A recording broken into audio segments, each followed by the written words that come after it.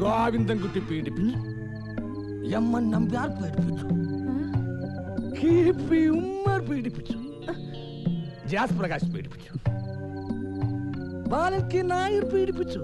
അതൊക്കെ സിനിമയിൽ അന്നൊക്കെ ഭീകര ബലാത്സംഗങ്ങളായിരുന്നു. പക്ഷെ ഇന്നോ മിണ്ടിയാലും മൂളിയാലും തൊട്ടാലും പിടിച്ചാലും എന്തിന് ഒന്നറിയാതെ പെടുത്തുപോയാൽ പോലും പീഡനമാണ്. പോരാത്തതിന് 50% സ്ത്രീ സംവരണവും.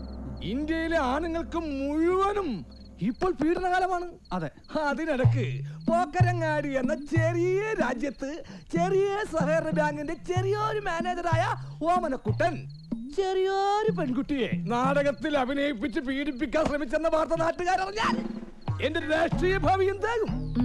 നാളെ കേരളത്തിന്റെ മുഖ്യമന്ത്രിയാകേണ്ടേ? അല്ല, ഈ പഞ്ചായത്തിന്റെ മുഖ്യ മെമ്പറെങ്കിലും ആകേണ്ട ആളാണല്ലോ ഞാന്. അച്ഛൻ എന്താ ഒന്നും മിണ്ടാത്തെ? ഒരു പാവം പെൺകുട്ടിയെ തെറ്റായ വഴിക്ക് നയിച്ചിട്ടാണോ ബാങ്കിന് കടമിട്ടണ്ടേ അല്ലേ? ഓരോന്ന് ചെയ്തു വെക്കുമ്പോൾ നാട്ടിൽ നിലയും വിലയുമുള്ള സോഷ്യൽ സ്റ്റഡീസ് കുമാരന്റെ മകനാണെന്നുള്ള ഓർമ്മയെങ്കിലും അളിയിൽ ഉണ്ടാവണമായിരുന്നു. സോഷ്യൽ സ്റ്റഡീസ് അല്ല, സോഷ്യലിസ്റ്റ്. ഞാൻ കുറച്ച് സ്റ്റാൻഡേർഡ് കൂട്ടി പറഞ്ഞല്ലേടി. നിങ്ങളൊക്കെ എന്തെല്ലാം പറഞ്ഞാലും ഓമനക്കുട്ടനെ എനിക്കറിയാം. അവന്റെ ഭാഗത്തുനിന്ന് ഒരു പിഴവുണ്ടാവുകയില്ല. അല്പം നാടകഭ്രമം ഉണ്ടെങ്കിലും എന്റെ മോൻ നന്മയുള്ളവനാ.